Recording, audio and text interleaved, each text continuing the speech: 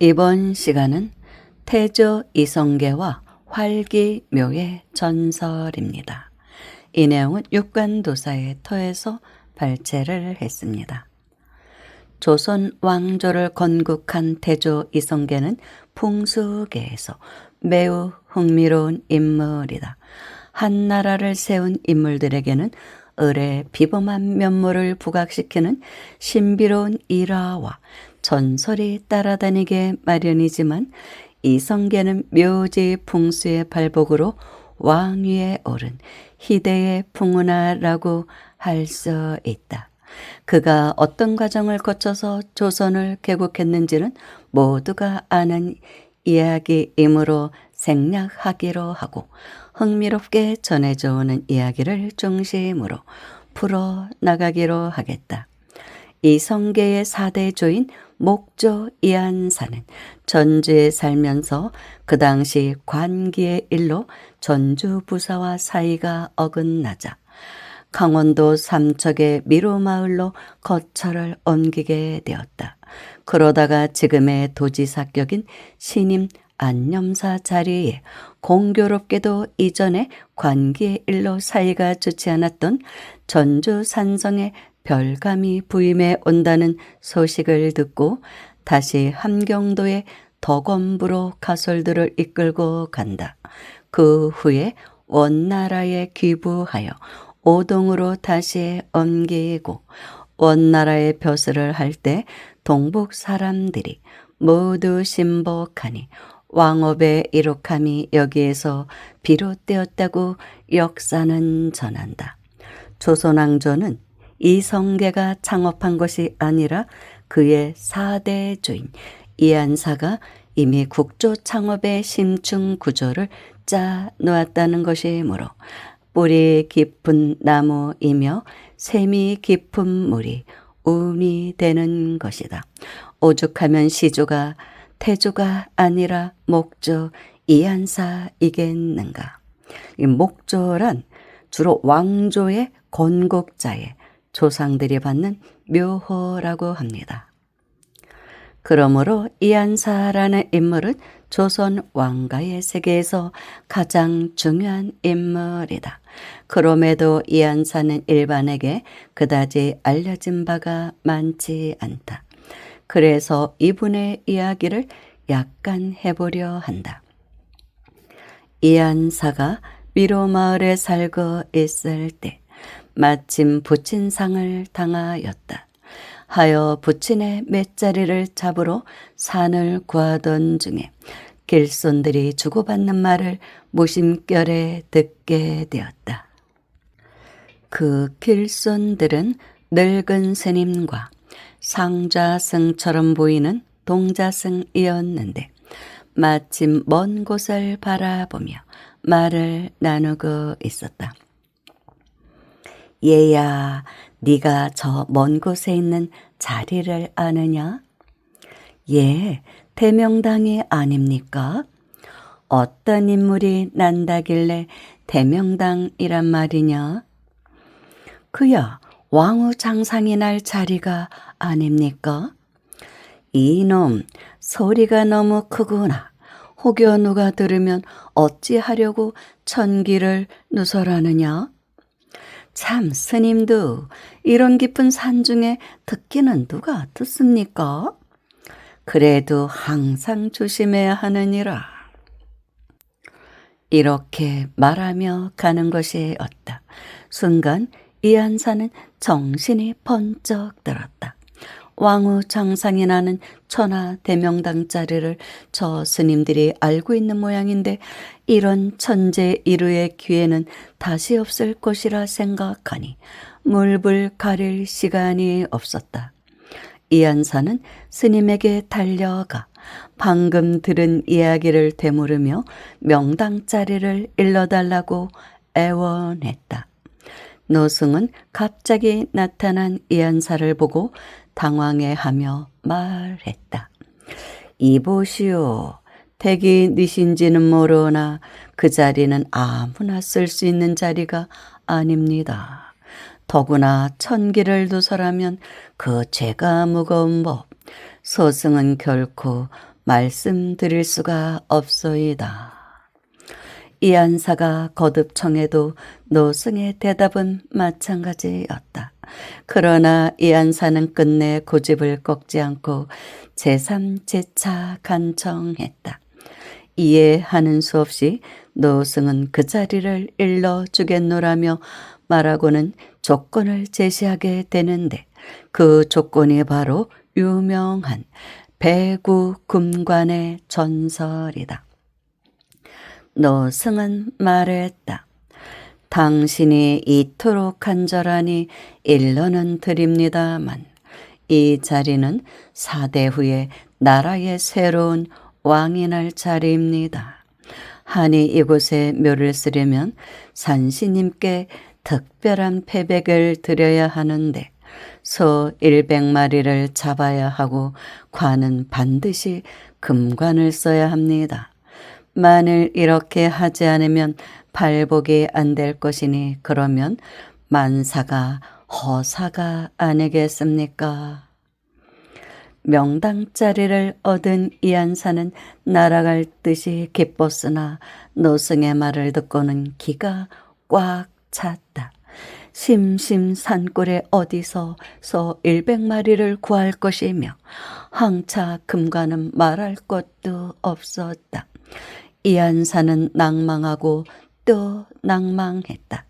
집에 돌아와 곰곰이 생각하던 중 새벽에 갑자기 기발한 생각이 떠올랐다. 이안사는 잠자리에서 무릎을 치며 벌떡 일어나 혼자 중얼거려 보았다. 소 100마리도 배구요. 흰 소도 배구가 아닌가? 그렇다면 이안사는 처가에 있는 흰 소가 불현듯 떠올랐다. 쏜살같이 처가로 달려가 장인에게 흰 소를 얻은 다음 목욕 재개하고 예의 그 자리로 갔다. 그리고는 소에게 말하기를 늙은 흰 소야, 내가 지금 대명당을 쓰기 위해 산신님께 너를 바치고자 하니 원망하지 말아다오. 죽어서는 부디 극락왕생하기를 바란다. 그렇게 말을 마치고는 개토제를 지내는데 개토제란 묘를 쓰기 전에 지내는 제사를 말합니다. 산신에게 올리는 기도문이 또한 간절하고 간절했다. 영검하신 태백산의 산왕 대신이시여 이 자리에 돌아가신 우리 아버님을 모시고자 하오니 허락하여 주시옵소서. 영통하신 대사님의 말씀에 의하면 이 자리에 묘 쓰는데 제물로서 100마리를 바치라 했는데 소 100마리도 배구요 흰소도 배구가 아니겠습니까? 그러니 이 흰소를 소 100마리로 생각하고 받아 주옵소서. 이 몸을 돌이켜 보건대 나라에 거드름 피우는 관리를 잘못 만나 비록 쫓기는 몸이지만 장차 후손이라도 태산을 호령할 수 있다면 무엇을 더 바라겠습니까? 앞으로 하늘과 땅의 뜻을 받들어 나라를 새로 여는 막중한 과업이 이 명당의 발복으로 이루어진다면 대대손손 그 천은을 잊지 않게 하리이다. 그리고 가진 재산이 많지 않아 여기 관에 금을 씌울 수가 없나이다. 비록 밀집으로 관을 싸기는 하였으나 금관으로 생각하시고 입관을 허락하여 주시옵소서. 과연 기가 막히는 임기응변이요 하늘도 감탄할 기지였다. 배구 금관의 전설이 지금도 전해져 내려오는 이 묘가 바로 삼척군 미로면 활길이에 있는 저 유명한 준경묘이다. 일명 활기묘라고도 하고 묘 앞쪽에 샘이 솟아올라 활기샘으로도 유명한 곳이다. 좌향은 경자 갑향이니 머리가 서쪽으로 향해 있고 발은 동쪽을 향해 있다. 그러니 묘택의 주인공은 매일 아침 태양이 떠오르는 것을 보게 된다. 지금 보아도 천하의 대명당인데 한 가지 흠이 있다면 명당을 감싸고 있는 좌우의 용맥이 조금치의 양보도 없이 서로 마주보고 있다는 점이다. 청룡과 백호는 대체로 명당 양편에서 명당을 감싸기를 약간 엇갈리게 뻗어 나가야 하는데 서로 마주보고 있으니 형제 종실 간에 분규가 많이 생기게 된다. 이한사가 천하 대명당을 쓰고 난 지 162년이 지난 뒤에 그의 오세손 이성계가 등극을 함으로써 배구 금관의 전설은 비로소 실현된다. 그러니까 이한사의 아버지 묘를 볼 때는 이제 오세손이 되는 것이고 이한사로 볼 때는 사세손이라고 봐야 되겠죠. 그러니 이한사야말로 조선 왕가의 정치적 기틀을 가장 최초로 자리 잡게 한 뿌리요 샘물과 같은 존재가 아니겠는가. 이한사는 고려 관리와의 불화로 생명의 위협을 느끼고 삼척으로 피해갔고 그곳에서 부친의 묘를 천하 대명당에 쓰고 또다시 경흥으로 갔다가 원나라로부터 벼슬을 받고 비로소 동북지방의 주요한 정치 세력으로 화려하게 변신한다. 휘하의 군사를 5,000명씩이나 두게 되었고 아들 행리 또한 천호가 되어 여진족과 싸울 만큼 강성했다. 휘하의 군사를 5,000명씩이나 두게 되었고 아들 행리 또한 천호가 되어 여진족과 싸울 만큼 강성했다. 행리의 아들이 춘이요 춘의 아들이 바로 이성계의 아버지인 이자춘이니 이들이 바로 용비 어천가에서 말하는 해동 육룡의 내용들이다.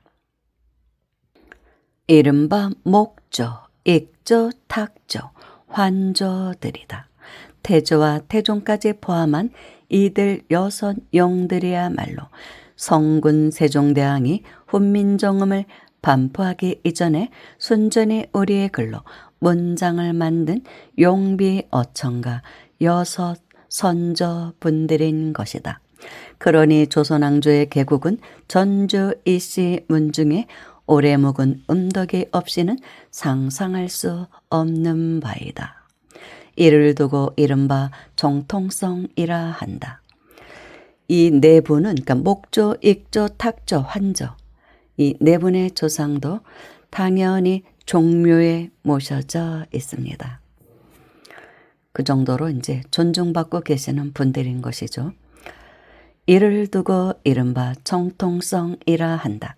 그 정통성은 공교롭게도 고려 왕실이나 수도 송악에 가까운 곳에서 발흥하지 않고 변방에서부터 정치, 경제, 군사적 기반을 다져온 이한사라는 인물로부터 시작되었다. 그는 비록 일개 관계의 문제로 인하여 생긴 고려 관리와의 불화 때문에 자신의 기반을 북쪽 변방으로 옮겼지만 그 후손들로 하여금 한반도 삼천리 강역을 통치하게 한 원뿌리의 역할을 다했던 것이다. 참 재밌네요. 목조의 이야기. 그런데 제가 생각할 때는 불교의 윤회 인가법으로 볼 때는 목조 이한사는 태조 이성계로 환생했다고 봅니다. 제 생각엔 그렇습니다. 왜냐하면 공덕의 씨를 뿌린 사람이 다시 태어나서 환생을 해서 그 열매가 맺을 때쯤 태어나서 그 열매를 따게 되거든요. 그래서 저는 태조가 목조 이한사였을 것이라고 제 나름대로는 추정을 합니다. 그런데 제가 전에 영안이 열린 스님을 만나서 대화를 나눈 적이 있는데 그 스님께서 만행 중에 태조 이성계의 묘, 경기도 구리시 동구릉을 가서 왔답니다. 참배하러 갔는데 태조 이성계의 그 능에서 나오는 기운이 굉장히 좋고 크더랍니다. 아직까지도 그 능에서 나오는 기운이 우리나라에 영향을 미치고 있더라. 그런 말씀을 하시더라고요. 조선왕조 500년을 넘어서 이제 100년이 더 흘렀잖아요. 그러니까 600년의 그 시간을 태조 이성계의 묘에서 나오는 그 발복의 기운을 받고 있더라. 그런 말씀을 하셨습니다. 아무튼 뭐 풍수계에서 볼 때는 뭐 그렇다고 합니다. 감사합니다.